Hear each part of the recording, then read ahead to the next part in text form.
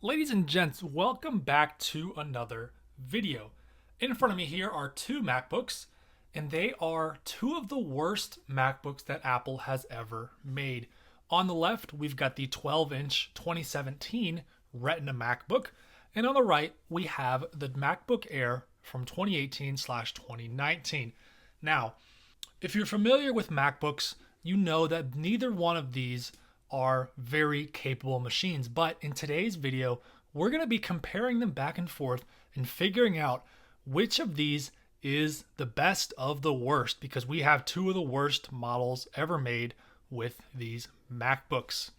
So first things first, let's talk about the externals. We're going to go ahead and close the lid on both of these, and I'm going to stack them on top of each other. We've got the smaller 12-inch MacBook, as you can see there. It is quite a bit smaller than our 13-inch MacBook Air, which is by no means a large computer. Putting them side by side, they are essentially the same thickness. It's a little hard to tell because they kind of taper off on the edges there, but the MacBook 12-inch is a little bit thinner than the MacBook Air. On the back, these two look essentially the same. We have 8 screws, 4 on the bottom, 4 on the top, and we have 4 black rubber feet. And that makes these computers essentially identical from the outside. The MacBook Air is a little bit bigger, but if we flip around to this side, you can see we've got 2 USB-C ports on that MacBook Air, but on this 12-inch MacBook, we just have a single USB-C port. On the right side, we do have a headphone jack as well as 2 microphones on our 12-inch MacBook. On our MacBook Air, we've got a headphone jack, but there are no microphones over there. So that is a little bit interesting. Let's go ahead and open these up and compare the differences once they have their displays open. Starting off, we of course have the keyboards. Now, both of these computers have the butterfly keyboard, which Apple introduced in the 2015 version of the 12-inch MacBook. The 2017 has the 3rd generation of the butterfly keyboard, and it's average at best. We'll talk about this a little bit more in a second, but the MacBook Air, this is actually the 2019 refresh, so almost identical to the 2018. One of the things that did change was the butterfly keyboard. It got its 5th revision, so the final form of that butterfly keyboard is here on our 2019 MacBook Air. The 2018 is just a tiny bit different, but overall, these keyboards by themselves are fine. They have a really shallow key travel, so if you've never used one of these, the keys are super thin, and when you push them, they hardly go down at all. So that means you can actually type on these really fast. You can fly around on that keyboard because the key travel is so short, but that also means any sort of dust, debris, food crumbs, anything gets inside these keys and causes problems. Because that key travel is so short, it doesn't take much underneath the keys for them to begin malfunctioning. So keeping that in mind, neither one of these has a very good keyboard. They also neither one have a touch bar, but the MacBook Air actually does have Touch ID. So the power button up here doubles as a Touch ID, so you can program your fingerprint there, use it to unlock the computer, access your passwords, use Apple Pay, all sorts of good stuff. The 12-inch MacBook does not, it just has a regular power button. On the 12-inch MacBook, we do have a speaker up here. I actually think there are 4 speakers, 2 on each side, but they are above the keyboard. I think this is one of the only Apple laptops to feature that. The MacBook Air has 2 speakers, 1 on each side. They flank the keyboard, and you can see that we've got the speaker grills down there on each side of the keyboard. Trackpads are both very good. The MacBook Air is a little bit larger than the 12-inch MacBook in terms of trackpad, but they're both Force Touch, and they are very easy to use. And even though this footprint of this computer is very small, trackpad is basically as large as it can get. You can see it is almost all the way to the edge there, and it feels very nice to use. Now, moving on to the displays of these computers, the MacBook Air is a 13.3-inch display. The MacBook 12-inch is, of course, a 12-inch display. So if we open up the display settings, obviously they look a little bit different because the 2019 is running macOS Sonoma, the 2017 is stuck on macOS Ventura. But the default resolution for both of these computers is 1280 by 800 on the 12-inch and 1440 by 900 on the 13-inch MacBook Air. Of course, these are Retina displays, so you can essentially double the pixel count. So I think the 12-inch MacBook, no, it's not that one. I think this is the native resolution. I could be wrong here, but I think it is 2048 by 1280. Let me get on Safari and double check that. The Retina display on the 12-inch, the Retina display on the 13-inch MacBook Air is 2560 by 1600. I know that for sure. So let's push this one to the side, and we're going to go find Apple's support document giving us all the technical specifications of our 12-inch 2017 MacBook. You could get it in 3 colors: rose gold, silver gold, and space gray. So it's a 2304 by 1440 pixel resolution. It's a 16:10 aspect ratio. And here are the specs. So my specific unit, which I haven't talked about yet, does have the 1.2 gigahertz dual core Intel M3, not to be confused with the Apple M3. There's a little bit of a performance difference between those two chips, but you could get a dual core i5 or even a dual core i7 in that 12-inch MacBook. Those processors change a little bit based on what year you get. So there was 2015, 2016, and 2017. 8 or 16 gig of RAM, that's going to be the same on all those years, as is the storage, 256 or 512. Graphics on our, I think the 2015 has Intel HD 5300. The 2016 has Intel HD 515 maybe, and then our 2017 has 615. They're not good graphics, but they're just fine for Safari, YouTube, doing that sort of thing. And moving on to the MacBook Air, the 2018 and the 2019 are very similar. They have the same CPU, same memory, same graphics. The only difference is actually the 2019 has a True Tone display versus the 2018 does not. And the 2018 could actually get 1.5 terabytes of SSD space. The only time Apple's ever offered that configuration. The 2019 actually maxed out at 1 terabyte. So the 2018 actually offered a little bit more if you went with that oddball 1.5 terabyte drive. Apart from that, essentially the same thing. Graphics are the Intel UHD 617, which are very similar to the 615 found on our 12-inch MacBook. Now, speaking of graphics and CPU, I went ahead and ran some benchmarks. So let me pull up those numbers for you guys. So here we go. This is Geekbench 6, and the scores are actually very similar. It's somewhat surprising. Single core 987 on the MacBook, single core on the MacBook Air 1052. So a little bit better here, single core performance on our 8th gen i5 compared to our 7th gen Core M3. Multi-core is essentially the same, 1865 on the MacBook 12-inch, 1893 on the MacBook Air 2019. These will be the same 2018, 2019. They've got the same 1.6 gigahertz dual core i5 8th gen.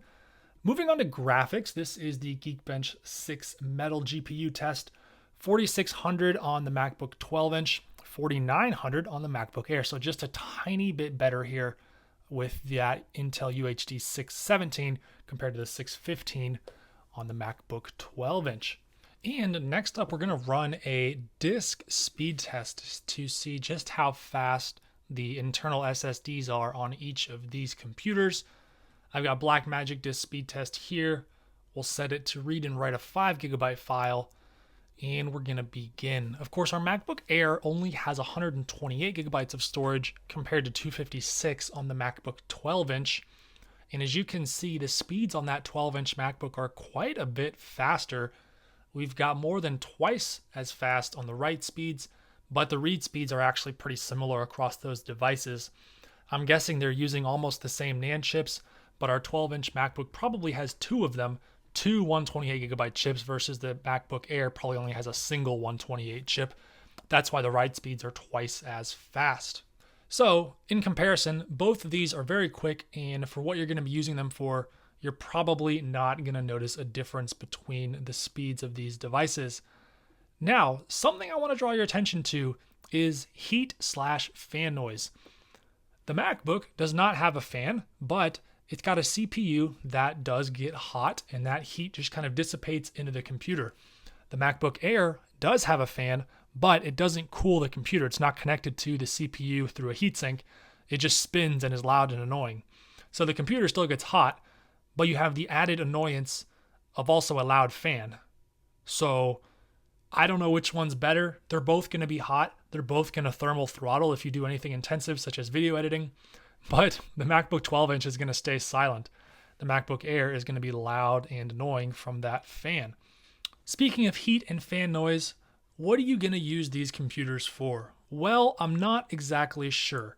I'll tell you one thing, you're not going to be editing videos on these. I'm going to do a full review of the 12-inch MacBook where I've got Final Cut Pro on here, and I'm going to try to edit a video on this device. It's not going to go well because honestly, 4K 60 FPS, which is what I record, it's just, there's no way it's going to work on this 12-inch MacBook. It's going to be so slow. Same for the MacBook Air. You guys saw the Geekbench scores, and the graphical and the CPU performances are essentially identical between these devices.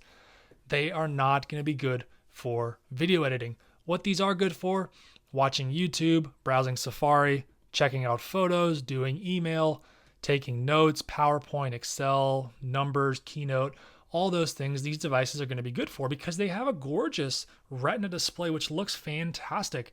The 2019 MacBook Air does have True Tone, so that's an added plus. The 2018 MacBook Air does not. None of the 12-inch MacBooks have True Tone on their displays. So Final Cut Pro is finally open there. We're going to go ahead and shut that down before this thing overheats.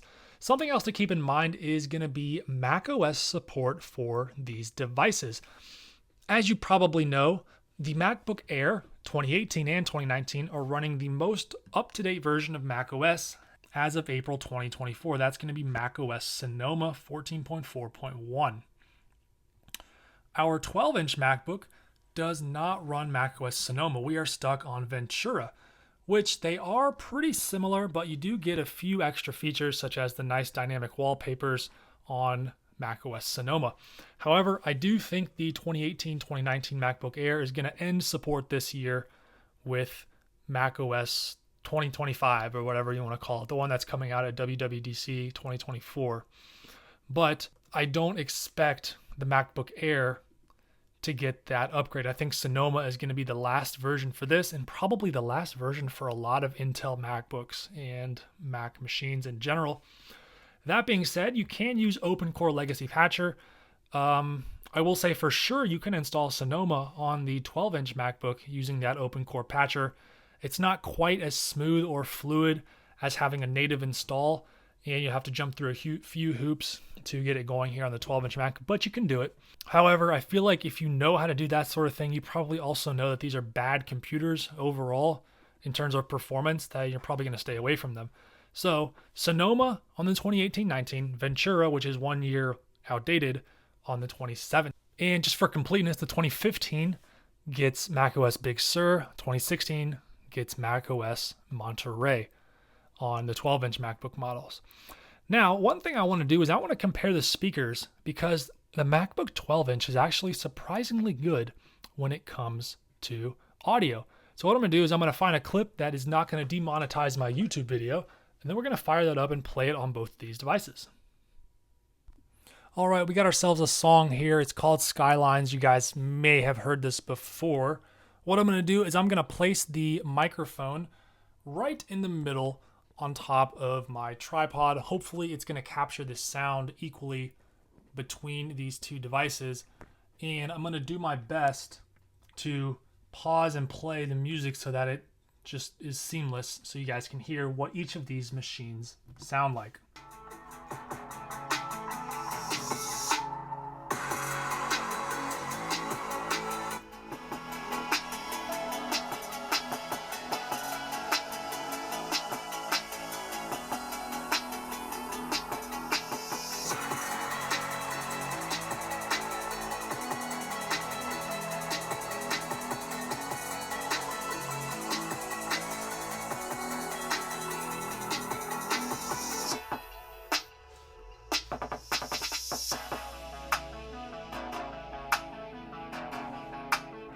So hopefully that audio picked up for you guys. What I could tell from that is the MacBook 12-inch sounds pretty good, but the MacBook Air sounds quite a bit better.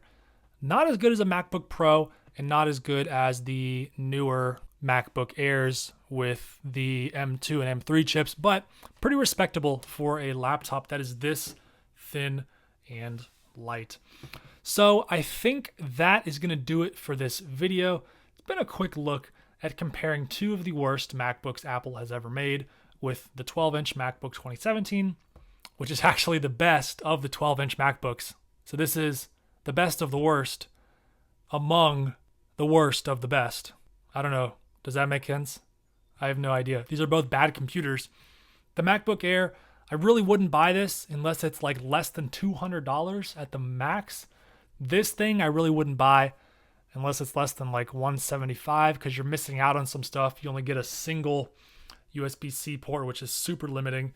You've got a smaller display. I think the battery life's a little worse on this. You've got the older keyboard, no Touch ID, and you're missing out on True Tone with the 2019 MacBook Air. Hope you enjoyed this video. Leave me some comments down below or some questions if you have them. I hope you found the video helpful, and as always, I look forward to seeing you in another one of my videos.